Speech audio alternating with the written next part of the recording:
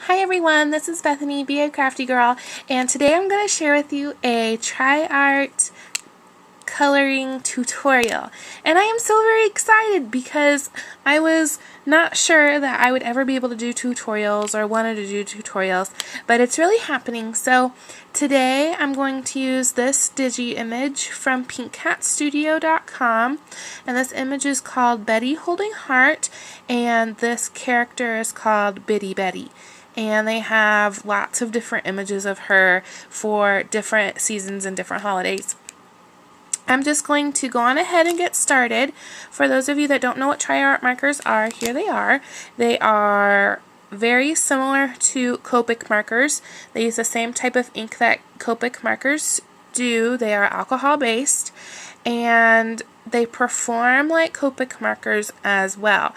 One of the differences is that they are quite a bit cheaper than Copic markers, but they are made in Japan like Copic markers too.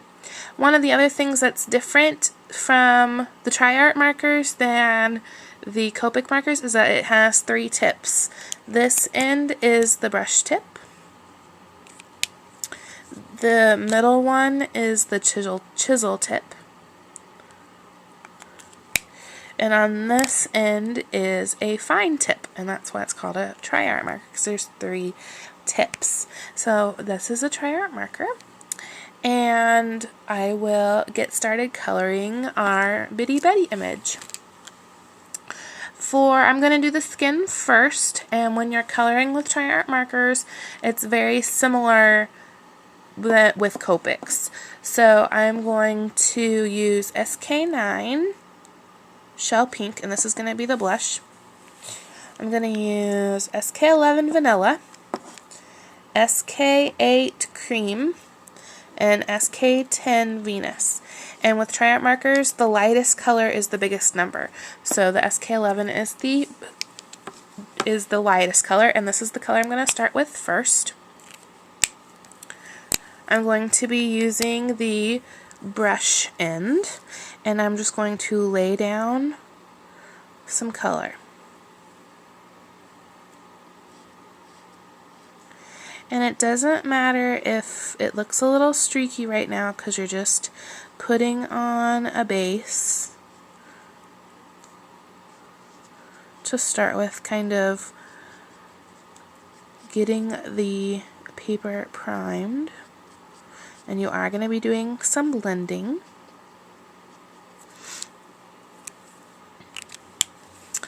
And then I'm going to take the next lightest color, which is the SK10. I'm going to give some color, and I'm going to use a feathering motion.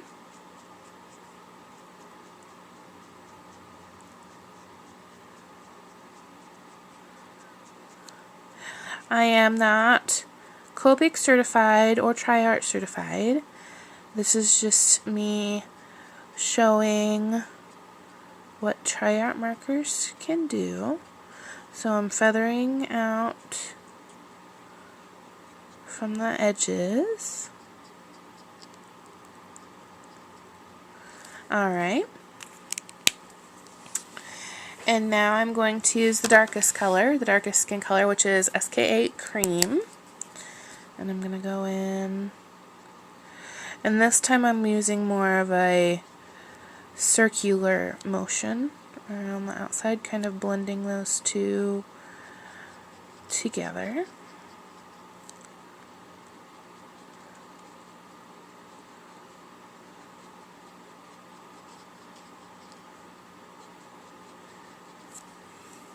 Okay, and I'm going to take the middle color again, which is the Venus. I'm going to use a circular motion, kind of blend the darker color into this color.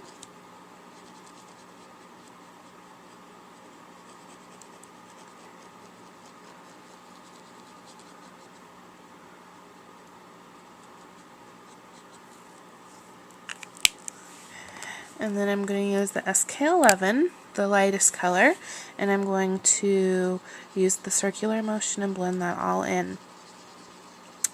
I haven't had a whole lot of problems with the image ink smearing when I use these, but you do have to give some dry time to your image, whether it's a digi stamp or a regular stamp, so there's no smears.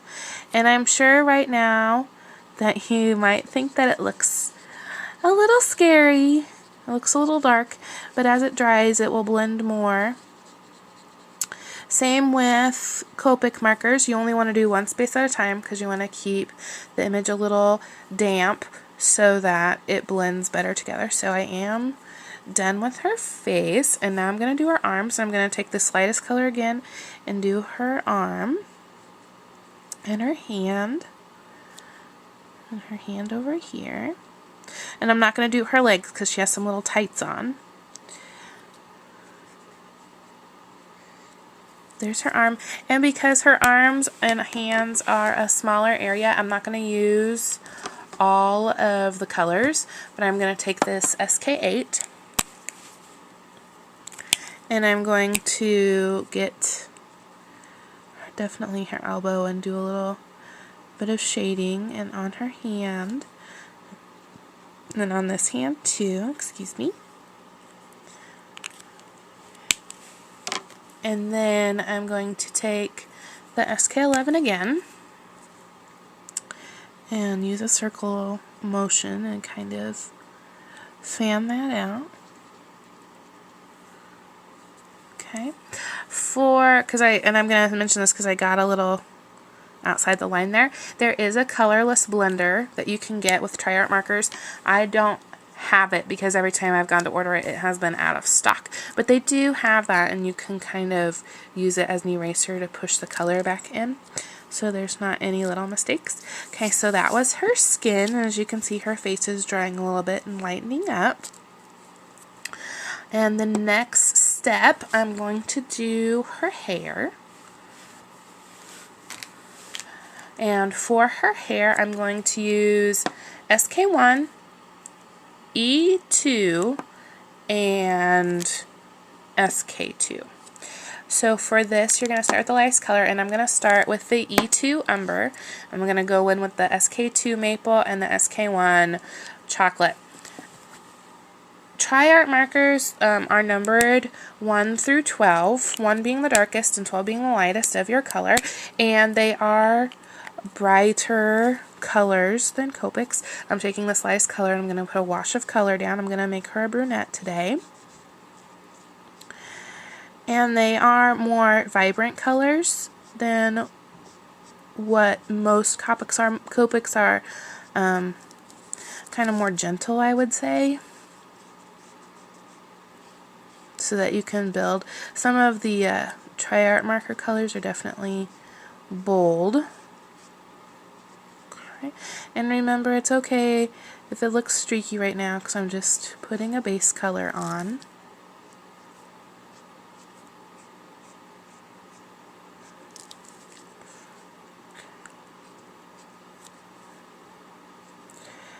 But you really, sometimes because of the brightness of the color of the Triart marker, you have to skip around a little bit.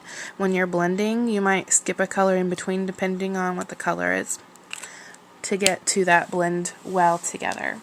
Now I'm going to go in with the SK2 and do a little bit of highlighting like I did on the skin. Definitely get her little part. Okay.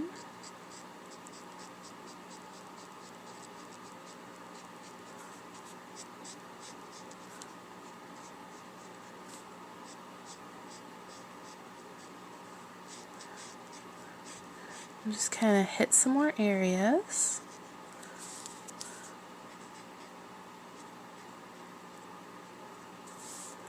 Okay, and now I'm going to take the darkest color, the chocolate,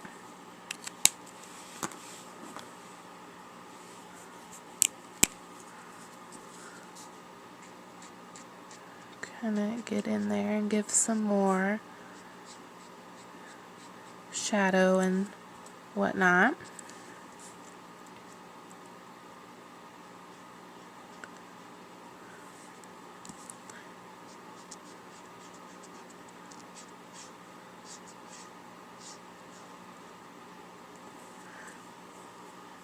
Okay, and I think the best tip that I've heard about Copic coloring or coloring with your alcohol inks came from my Butterfly Kisses 12, Arlene, and she does some awesome Copic tutorials. And I think one of the best tips that she gave is that one time in one of her videos she said that it wasn't something that was fast. Copic coloring or Triart coloring, it's not something that's speedy. You know, you have to take your time and see what the colors are doing and what you like and what you don't like. And, you know, it takes time. It's a lot of fun and it's very relaxing, but you do have to take your time. It's not something that is very speedy. And now I'm taking my lightest color again. And that's something that I have had to learn too.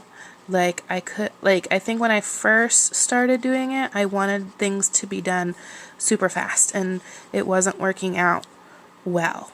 So that's another one of the biggest tips, is that it's not something that's fast. You need to take your time and do it. And all I'm doing is using a circular motion with my lightest color, and I'm going back in and blending that all in. Because you take your time blending, and you can always go in, when it's drying, you can always go back in and add more if you need to. So this is Bitty Betty, and I am finished with her skin and her hair, and I'm going to come back with a part 2 and do her dress and her heart and her little leggings and her little shoes. So thank you very much for watching part 1, and I'll see you for part 2. Bye-bye.